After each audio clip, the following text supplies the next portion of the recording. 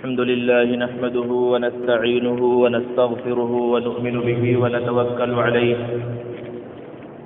ونعوذ بالله من شرور أنفسنا ومن سيئات أعمالنا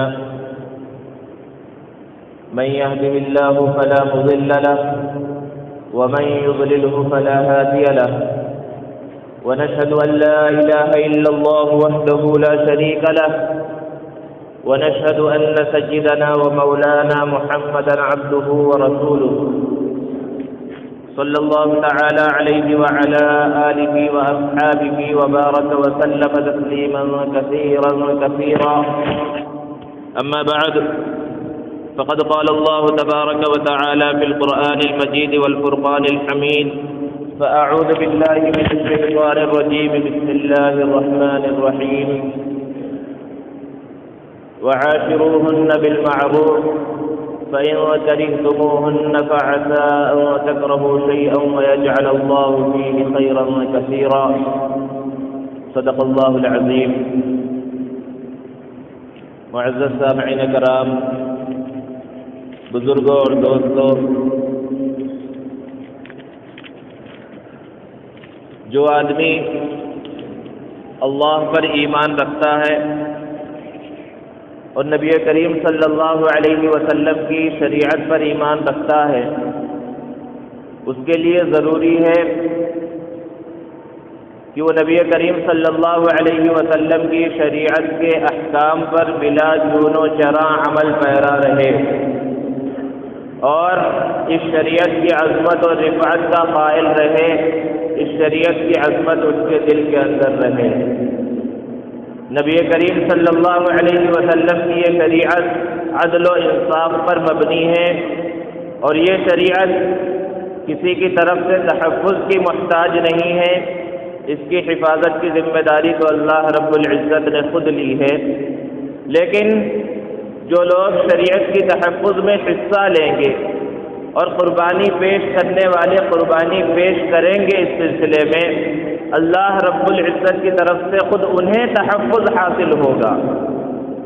مسلمان کو تو یہ سوچنا چاہیے کہ شریعت کے تحفظ اور اس کے عمل میں ہمارا کتنا حصہ جڑ جاتا ہے، جس سے ہمارے مقامات بلند ہو، ہمارا مرتبہ اور درجہ اللہ رب العزت کے نزدیک بلند ہو جائے۔ جن مسائل کو لے کر فی الوقت ہنگامہ چل رہا ہے اور شریعت اسلامی اور شریعت محمدی کے اوپر حملہ ہو رہا ہے، ان مسائل میں ایک مسئلہ طلاق کا ہے،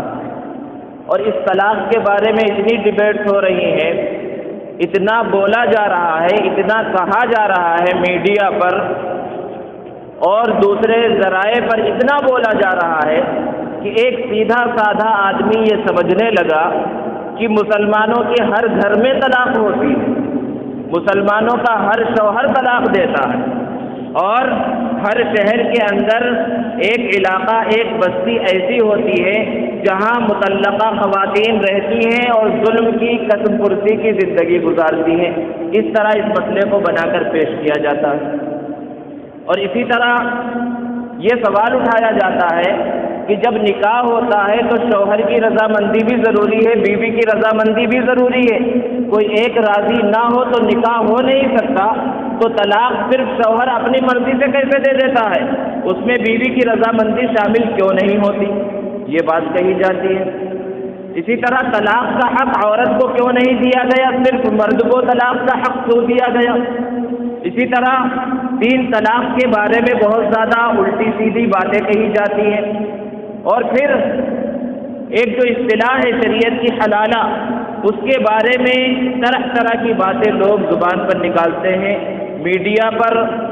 ایسے مسلمانوں کو بلایا جاتا ہے جو اپنا ایمان بیچ چکے ہیں، ایمان فروش ہیں، زمین فروش ہیں، اپنے ضمیر کو انہوں نے بیچ دیا ہے، جو منافق ہیں، وہ شریعت اسلامی پر کھل کر بولتے ہیں، جو چاہے اعتراضات کرتے ہیں، اور بعض لوگ اس انداز میں کہتے ہیں، چاہے وہ مسلمان ہو یا غیر مسلم، ان کے بولنے کا انداز یہ ہوتا ہے کہ اسلام بہت اچھا مذہب ہے، قرآن کی تعلیمات بہت اچھی ہیں، قرآن نے جو طلاق کا نظام بیان کیا وہ بہت اچھا ہے، لیکن آج کے ملاؤں نے اس کو بدل دیا ہے۔ اس کو مولویوں نے بدل دیا، مولویوں نے اس کے اندر تبدیلی کر دی، علماء نے اس کے اندر تبدیلی کر دی، اس کو روکنا چاہیے۔ گویا کہ براہ راست نشانہ اسلام پر نہیں لگا سکتے، تو علماء کا بہانہ لے کر، علماء کا واسطہ لے کر وہ اسلام کو نشانہ اور شریعت اسلامی کو نشانہ بنا رہے ہیں۔ ان سب باتوں کے اوپر انشاءاللہ مختصر بات کی جائے گی۔ اسلام سے پہلے، اسلام کی آمد سے پہلے عورت نہایت ہی مظلوم اور مقہور تھی۔ اسلام صرف نازک کے واسطے ابر رحمت بن کر آیا، سائے رحمت بن کر نمودار ہوا، اور پیغمبر اسلام محمد عربی صلی اللہ علیہ وسلم نے عورتوں کو ظلم سے نجات دلانے کے واسطے ایسے اقدامات کیے کہ پورے مذاہب عالم اس کی مثال نہیں پیش کر سکتے۔ اسلام نے بچیوں کی پرورش کرنے والوں کے لیے بشارت سنائی، اسلام نے عورت کی عزت اور عصمت کی حفاظت کی خاطر ایسے پختہ انتظامات کیے کہ اگر آج ان پر عمل کر لیا جائے تو کسی عورت کی عزت پر ذرہ برابر آنچ نہ آئے۔ اسلام نے بالغہ لڑکی کے لیے یہ ضروری قرار دیا کہ جب نکاح ہو تو اس کی رضامندی ضروری ہے۔ یہ حقوق اسلام نے عورت کو عطا کیے۔ مہر شادی کے اندر لازمی قرار دیا گیا جو خالص عورت کا حق ہے، عورت کو خلا کا اختیار دیا گیا۔ ایسے بہت سارے حقوق ہیں جو اسلام نے، نبی کریم صلی اللہ علیہ وسلم نے عورت کو، خواتین کو عطا کیے۔ دوستو، اسلام نکاح کو کوئی وقتی چیز نہیں مانتا۔ اسلام کے نزدیک نکاح ایک بہت ہی پائیدار رشتہ ہے، اور اس کا دیر تک بلکہ موت تک باقی رہنا یہ مقصود ہے اور مطلوب ہے۔ اسی لیے قرآن نے شوہروں کو حکم دیا، مردوں کو حکم دیا، عورتوں کے ساتھ، بیویوں کے ساتھ حسن سلوک کا، اچھے انداز میں رہنے کا۔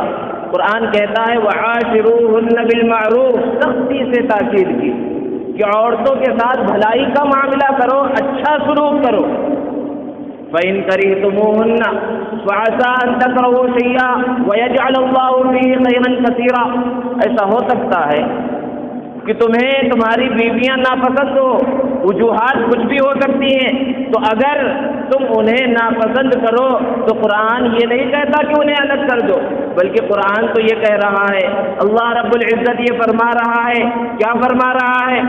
کہ اگر تمہیں ان کی کوئی ادا ناپسند لگ رہی ہے تو ممکن ہے اللہ تبارک و تعالی کوئی دوسرا بہت بڑا خیر تمہیں عطا کر دے،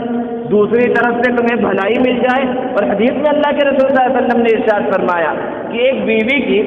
بہت ساری عادتیں تمہیں ناپسند ہے، رضی منہا، آخر تو کوئی عادت تو اس کی ہوگی جو تمہیں بھلی لگے گی، اس سے تم راضی ہو جاؤ، اور اگر کچھ بھی عادتیں پسند نہیں تو اس سے اللہ نے ایک نیک اولاد دی ہے، اس سے خوش ہو جائے انسان۔ اسلام نے کہیں بھی طلاق کی حوصلہ افزائی نہیں کی، پہلے قدم پر یہ نہیں کہا کہ تھوڑا سا اختلاف ہو جائے بس تم انہیں طلاق دے دو۔ اسلام تو حسن سلوک کی تاکید کر رہا ہے۔ اللہ تبارک و تعالیٰ نے قرآن مجید میں احکامات کو بیان فرمایا، عبادات کو بیان فرمایا، نماز، روزہ، زکوٰۃ، حج وغیرہ، لیکن نماز کی بہت زیادہ تفصیل نہیں بیان کی، بلکہ قرآن میں یہ تفصیل کے ساتھ کہ نماز میں کتنی رکعت ہے یہ بھی موجود نہیں ہے۔ زکوٰۃ کو بیان کیا لیکن اس کی تفصیلات کو بیان نہیں کیا، حج کو بیان کیا، اس کی تفصیلات کو اللہ نے بیان نہیں کیا، روزے کو بیان کیا لیکن پوری تفصیلات کو بیان نہیں کیا۔ لیکن جب نکاح اور طلاق کا مسئلہ آتا ہے، اللہ تبارک و تعالیٰ نے اس کو تفصیل کے ساتھ بیان کیا، اور پھر نکاح کو اتنی زیادہ تفصیل کے ساتھ بیان نہیں کیا جتنی تفصیل کے ساتھ علیحدگی کو بیان کیا کہ نکاح تو ہو گیا، نکاح ہوا تو نکاح میں ایجاب و قبول ایک ضروری چیز ہے، قرآن نے اس کو بیان نہیں کیا، حدیث مصطفیٰ صلی اللہ علیہ وسلم کے اندر اس کا تذکرہ موجود ہے۔ لیکن جب علیحدگی کی بات آتی ہے کہ ایک مرد اور ایک عورت کا نکاح ہوا تو یہ جو رشتہ بنا نکاح سے، یہ بہت ہی قیمتی رشتہ ہے، بہت ہی عظیم رشتہ ہے، اور میاں بیوی ایک دوست ہو جاتے، بہت ہی گہرے دوست، کہ دنیا کی کوئی دوستی اس کی برابری نہیں کر سکتی۔ جب ایک ساتھ رہتے ہیں تو انبن ہو سکتی ہے، ہو سکتا ہے کچھ اختلاف ہو، تو ان اختلافات کو کیسے حل کیا جائے قرآن نے بہت ہی زیادہ تفصیل کے ساتھ بیان کیا۔ قرآن کہتا ہے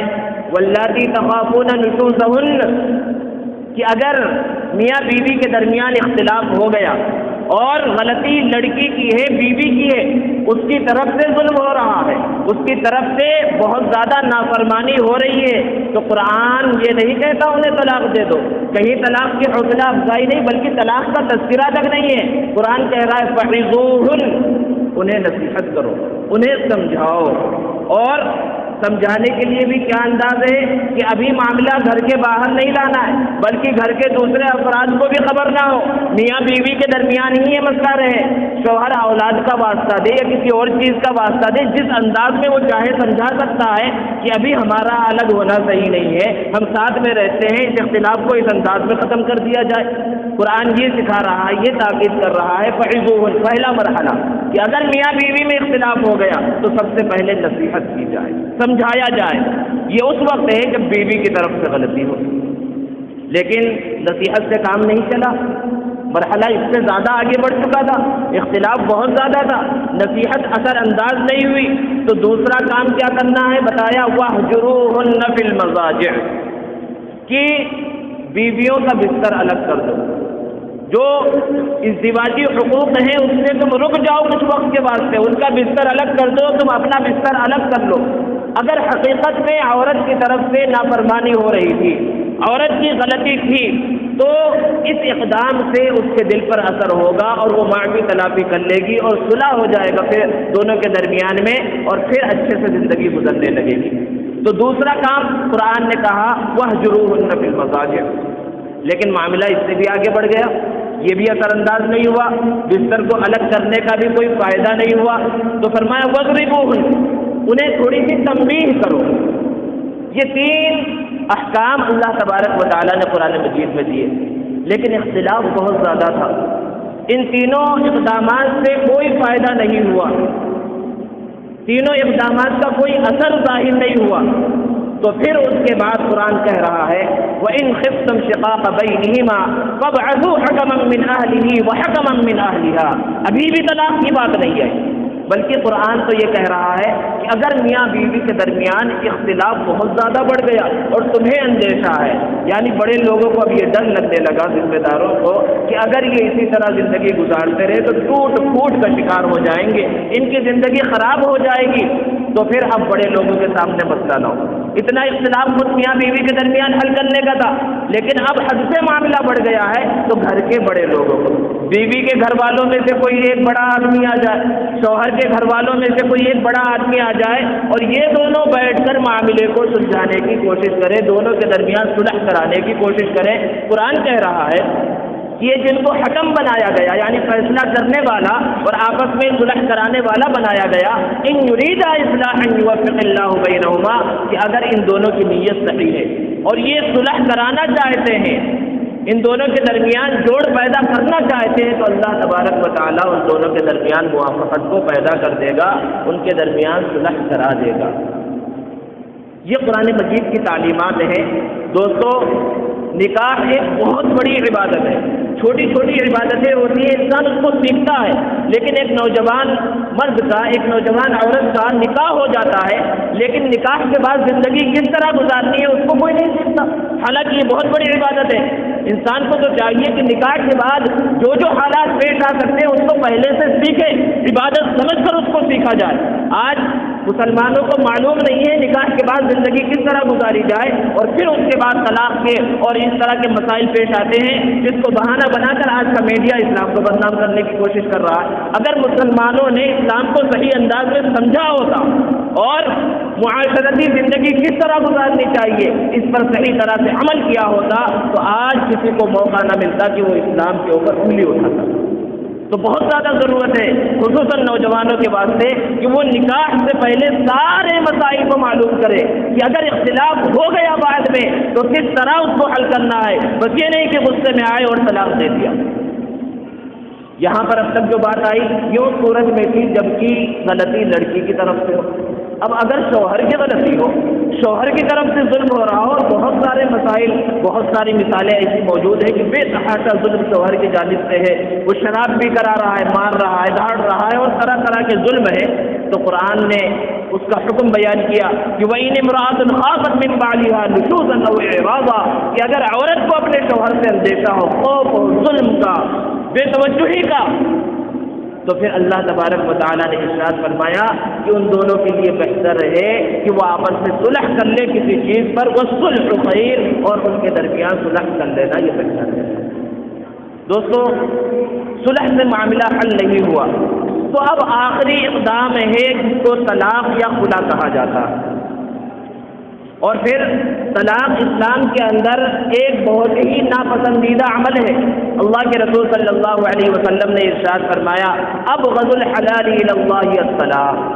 اللہ تبارک و تعالیٰ نے جو چیزیں حلال کی ہیں یعنی جائز کی ہیں، ان میں سب سے ناپسندیدہ چیز اللہ کے نزدیک وہ طلاق ہے۔ طلاق کو اللہ نے جائز تو قرار دیا، یعنی معاملات ایسے پیش آ جائیں کہ میاں بیوی کا الگ ہو جانا ہی بہتر ہے، ایک ساتھ رہنے کی اب گنجائش نہیں رہی دونوں کے درمیان، ہر طرح سے فہمائش ہو چکی ہے، تو طلاق ایک واحد حل ہے، لیکن اس کو بھی اسلام نے اور شریعت نے پسند نہیں کیا۔ اور دوستو، پھر طلاق دینے کے الگ طریقے ہیں۔ قرآن مجید میں اللہ رب العزت نے اس کو بیان فرمایا یا ایھا النبی اذا طلقتم النساء فطلقوهن لعدتهن، ہلکا سا اشارہ کیا کہ کس انداز میں طلاق دی جائے، کہ اگر معاملہ بہت زیادہ حد سے بڑھ گیا اور طلاق اب آخری مسئلہ بن گیا ہے اور طلاق کے بغیر اب چارہ نہیں ہے، تو پھر طلاق دینے کا طریقہ کیا ہو؟ طلاق سنت جس کو کہا جاتا ہے، سنت سے یہ مطلب نہیں ہے کہ نبی کریم صلی اللہ علیہ وسلم کا طریقہ، بلکہ طلاق دینے کا سب سے صحیح طریقہ کیا ہے؟ اس کو طلاق سنت کہا جاتا ہے۔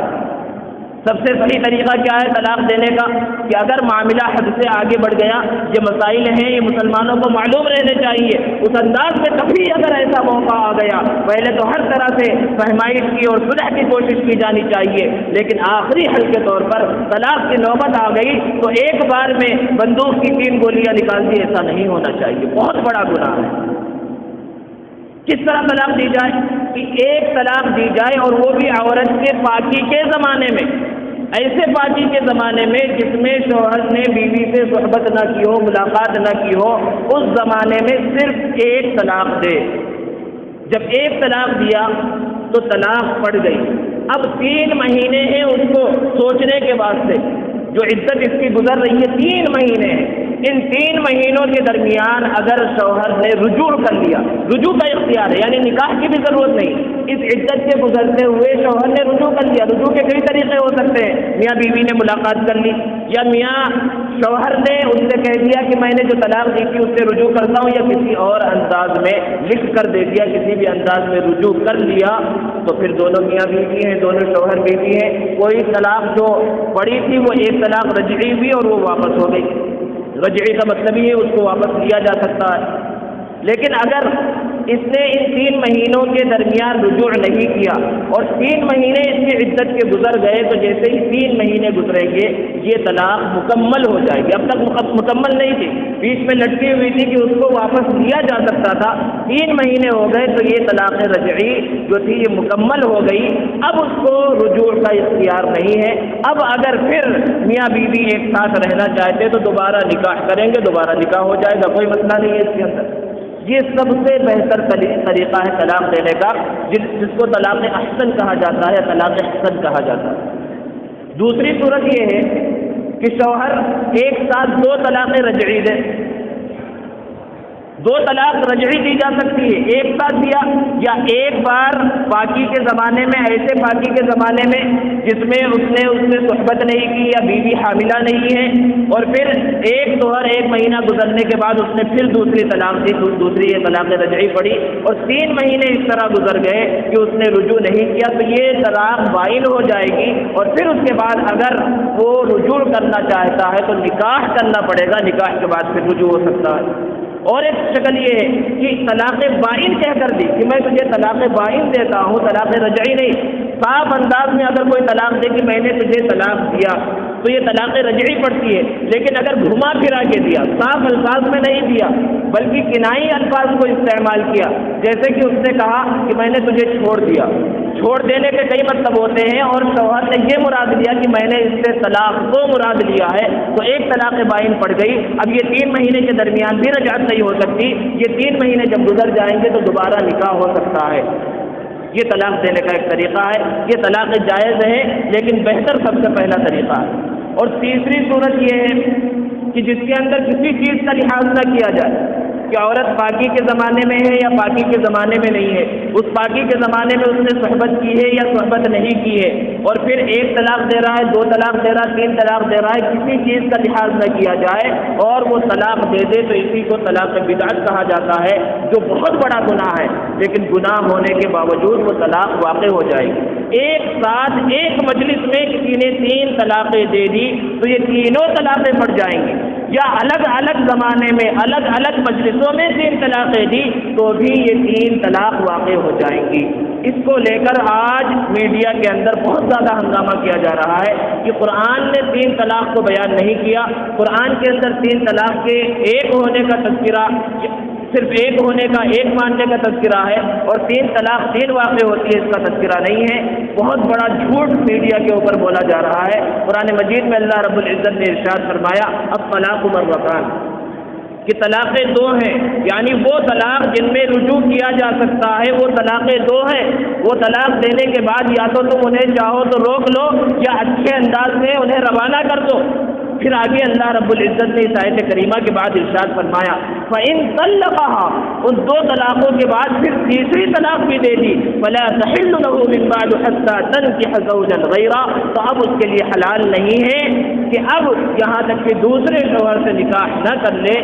دوسرے شوہر سے نکاح کرنے کے بغیر، جس کو حلالہ کہا جاتا ہے، پہلے شوہر کے پاس بیوی نہیں آ سکتی اور نکاح نہیں ہو سکتا. اور جہاں تک ایک مجلس میں 3 طلاقوں کا تذکرہ ہے، احادیث مبارکہ کے اندر موجود ہے. ایک صحابی نے اس طرح طلاق دی، اللہ کے رسول صلی اللہ علیہ وسلم سخت غصے میں آ گئے اور آپ صلی اللہ علیہ وسلم کھڑے ہو گئے اور ارشاد فرمایا کہ میرے دنیا میں موجود رہتے ہوئے قرآن مجید کے ساتھ مذاق اڑایا جا رہا ہے. لوگ اس کو اس انداز میں پیش کرتے ہیں کہ اللہ کے رسول صلی اللہ علیہ وسلم غصے میں آ گئے. اگر وہ 3 طلاق 3 نہ ہوتی، ایک ہی ہوتی، تو آپ کو غصے میں آنے کی کیا ضرورت تھی؟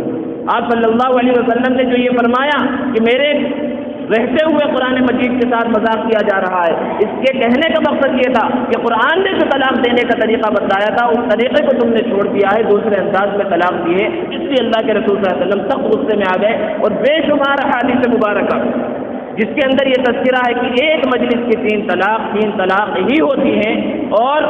چاروں ائمہ کا بہت کم مسائل ایسے ہیں جن میں اتفاق ہے، عام طور پر اختلاف ہوتا ہے. جیسے کہ نماز ہے، حنفی کے نماز پڑھنے کا طریقہ الگ ہے اور شافعی کے نماز پڑھنے کا طریقہ الگ ہے، اور صرف 4 رکعت کی نماز میں تقریباً 50-52 اختلافات ہیں. لیکن طلاق ایک ایسا مسئلہ ہے، طلاق ثلاثہ، ایک مجلس کی 3 طلاق اور 3 مجلسوں کی 3 طلاق، جس پہ چاروں ائمہ متفق ہیں. چاروں کے نزدیک امام ابو حنیفہ، امام مالک، امام شافعی، امام احمد ابن حنبل رحمہم اللہ، ان سب کے نزدیک 3 طلاق اگر ایک مجلس میں دی جائے تو یہ 3 ہی شمار ہوتی ہیں. اور بہت سے لوگ کہتے ہیں کہ سعودی کے علماء اس بات کو نہیں مانتے. سعودی کے جو بڑے علماء ہیں ان کا فتویٰ بھی موجود ہے کہ وہ ایک مجلس کے 3 طلاق کو 3 ہی شمار کرتے ہیں. اور آج کوشش کیا ہو رہی ہے میڈیا کے اوپر اور دوسرے ذرائع کے ذریعے کہ 3 طلاق دی جائے، اور 3 طلاق سے جب وہ مغلظہ ہو گئی، یعنی اب وہ پہلے شوہر کے پاس نہیں آ سکتی، اس کو ایک مانا جائے، گویا کہ حرام کاری کے اندر مبتلا کیا جائے. دوستو اس کے دلائل اپنی جگہ ہیں، ان دلائل کو بیان کرنے کا یہاں پر موقع نہیں ہے. جو لوگ طلاق پر اعتراض کرتے ہیں اور اس کے بعد جو قرآن نے ایک طریقہ بیان کیا ہے جس کو حلالہ کہا جاتا ہے، حلالہ کا مطلب ہے حلال کرنے والی چیز، اس کو اس انداز میں پیش کیا گیا گویا کہ یہ سمجھا جاتا ہے کہ یہ دوسرا نکاح کرنے کا ایک طریقہ ہے جو اللہ نے بیان فرمایا حتیٰ تنکح زوجا غیرہ، اور اس کو اس انداز میں پیش کرتے ہیں میڈیا پر. اور دوسرے لوگ مسلمان سیدھے سادے اس طرح سمجھتے ہیں کہ کسی نے 3 طلاقیں دے دی، چاہے ایک مجلس میں چاہے الگ الگ مجلسوں میں، ایک مجلس کی 3 طلاق واقع ہوتی ہیں. جمہور علماء کا اس پر اتفاق ہے، بعض لوگوں کا اختلاف ہے. اور 3 مجلسوں کی 3 طلاق 3 شمار ہوتی ہے، اس پر سب کا اتفاق ہے، کسی کا اختلاف نہیں ہے۔ اس کے بعد اگر وہ شوہر دوبارہ اس بیوی سے نکاح کرنا چاہتا ہے تو شرط ہے کہ وہ عورت پہلے کسی دوسرے سے نکاح کرے اور اتفاق سے اس شوہر کا انتقال ہو گیا، یا اس شوہر نے پھر کسی زمانے کے بعد اس کو طلاق دے دی، تو اب پہلے شوہر کے لیے گنجائش ہے جبکہ وہ بیوی راضی ہو کہ وہ دوبارہ اس سے نکاح کر لے۔ اس کو اس انداز میں پیش کیا جاتا ہے کہ جیسے آج کسی نے 3 طلاق دی یا آج 3 طلاق اس کی ہو گئی اور کل اس نے کسی دوسرے سے نکاح کیا اور پھر پرسوں صبح اس نے طلاق دے دی اور پھر اس کے شام میں ہی اس سے نکاح ہو گیا، اس کو اس انداز میں غلط انداز میں پیش کیا جاتا ہے۔ یہ اسلام کا طریقہ ہے ہی نہیں اور نہ اس طرح ہوتا ہے، اور اگر کوئی اکا دکا واقعات 20 کروڑ مسلمانوں کے اندر ہو رہے ہیں تو اس کو بنیاد نہیں بنایا جا سکتا۔ 1-2 واقعات اگر اس طرح کے ہو رہے ہیں تو، بلکہ اس کا طریقہ تو کیا ہے کہ اگر طلاق ہو گئی تو 3 مہینے تو عدت میں گزریں گے، اس میں تو نکاح ہو ہی نہیں سکتا۔ پھر اتفاق سے کسی سے نکاح ہوا اور اگر وہاں شرط لگا کر نکاح کیا جا رہا ہے کہ صرف نکاح ہوگا اور اس کے بعد کل تم طلاق دے دینا، تو یہ بہت بڑا گناہ ہے۔ اللہ کے رسول صلی اللہ علیہ وسلم نے ایسے نکاح کرنے والے پر لعنت فرمائی ہے۔ اتفاق سے نکاح ہوا اور پھر اس کے بعد وہ شوہر رہا اس کے ساتھ، پھر کسی وجہ سے اس نے طلاق دے دی، تو اب پہلا شوہر اگر نکاح کرنا چاہے تو نکاح ہو سکتا ہے۔ لوگ کہتے ہیں کہ اس میں تو بیوی پر ظلم ہو رہا ہے، 3 طلاق دے کر شوہر نے ظلم کیا تھا، پھر دوسرے کے پاس بھیج کر پھر اس پر ظلم کیا جا رہا ہے، حالانکہ یہ سزا شوہر کو دی جا رہی ہے کہ کوئی آدمی یہ پسند نہیں کرتا کہ اس کی بیوی کا نکاح کسی دوسرے کے ساتھ ہو۔ شوہر نے اس کو سزا دی کہ تو نے بہت بڑی غلطی کی ہے 3 طلاق دے کر، اب تو اس لائق نہیں ہے کہ اس عورت سے تو نکاح کرے جب تک کہ وہ کسی دوسرے کے نکاح کے اندر نہ رہے۔ تو یہ سزا تو اصل میں شوہر کو دی جا رہی ہے، پہلے شوہر کو۔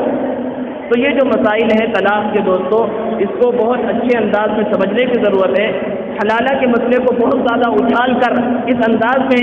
بعض ٹی وی چینلوں کے اوپر پیش کیا گیا اور اس کی کلپس مسلمانوں کے درمیان اور سیدھے سادے کم پڑھے لکھے دینی اعتبار سے مسلمانوں کے پاس پہنچتی ہے اور وہ خود اس میں غلط فہمی کا شکار ہو جاتے ہیں۔ ایک مسلمان شخص اس انداز میں کہہ رہا ہے کہ کسی نے 3 طلاق دیا، اب اس کو احساس ہوا، بیوی کو بھی احساس ہوا کہ یہ غلط ہو گیا، صبح میں ایک مولوی صاحب کے پاس گیا تو مولوی صاحب نے کہا کہ نہیں بھائی اب تم دونوں ایک ساتھ نہیں رہ سکتے، اب تم اس کا نکاح مجھ سے کرا دو، میں اس کے ساتھ 1 دن 1 رات گزاروں گا، اس کے بعد کل میں اس کو طلاق دے دوں گا، پھر تم اس سے نکاح کر سکتے ہو۔ اس انداز میں شریعت کی اس چیز کو جو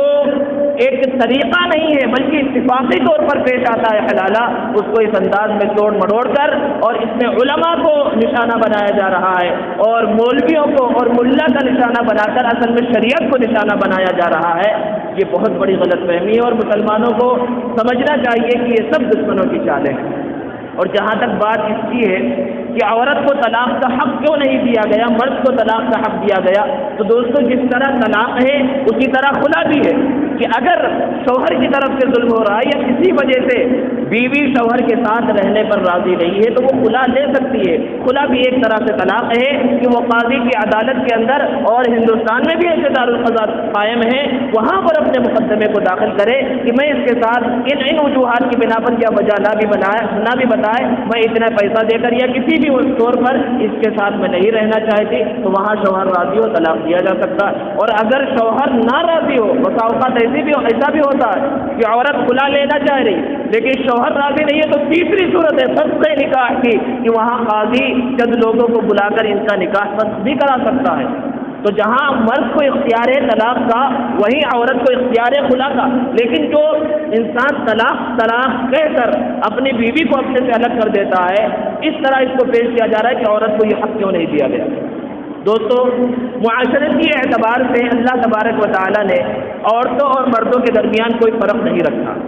جو حقوق مردوں کے ہیں وہ عورتوں کے ہیں، لیکن ان کی جو فطری ساخت ہے عورتوں کی وہ الگ ہے، ان کے سوچنے کا انداز الگ ہے، اور اس کو آج کی سائنس کی دنیا بھی مانتی ہے۔ ان کا جسمانی انداز، جس انداز میں طاقت مردوں کو ہوتی ہے وہ طاقت عورتوں کے اندر نہیں رہتی، اس میں کوئی ڈھکی چھپی بات نہیں ہے۔ اگر بہت سے لوگ کہتے ہیں جینڈر ایکوالٹی ہونی چاہیے، مردوں اور عورتوں کے اندر برابری ہونی چاہیے، اگر اتنی ہی فکر آپ کو ہے مردوں اور عورتوں میں برابری کی، تو ہندوستان کی جو آرمی ہے اس آرمی کے اندر